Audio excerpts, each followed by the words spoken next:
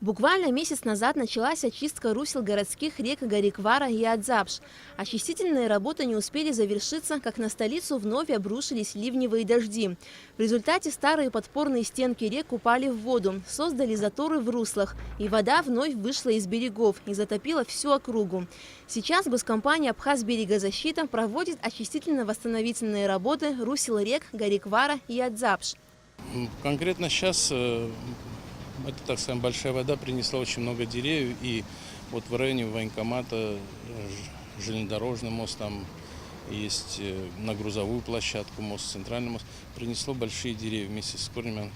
Работа завершается позже. Она забила проходы под мостами, и тоже, соответственно, вода стала выходить из берегов. И остается одна самая такая большая проблема – это очистки бухты грузового порта. И тогда, мне кажется, проблема будет решена. Ливневые дожди сопровождались шквалистым ветром, который повалил более 50 деревьев в столице. Из-за этого во многих частях города были перекрыты дороги. Сотрудники зеленого хозяйства занимаются расчисткой улиц. Поваленные деревья и ветки спиливают и отвозят на свалку. По словам специалистов, объем работы очень большой. Если погодные условия позволят, они будут завершены к концу недели.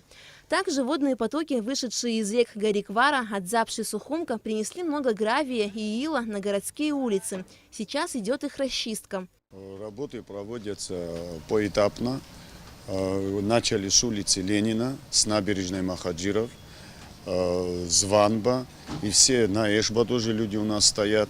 Все пока лопатим и будем увозить. В течение этой недели, я думаю, будет все убрано. Упавшие деревья повредили линии электропередачи. Во многих частях города жители остались без электричества. Раиса Какулина – жительница дома номер 21 по улице Иналыпа. Во время стихии на крышу ее дома обрушилось дерево. В результате кровля сильно повреждена.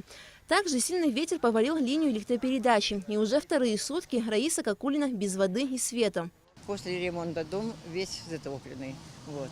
И вчера не могли приехать снять эту крышу. Дерево не могли снять, но сегодня, слава богу, сняли. Вот.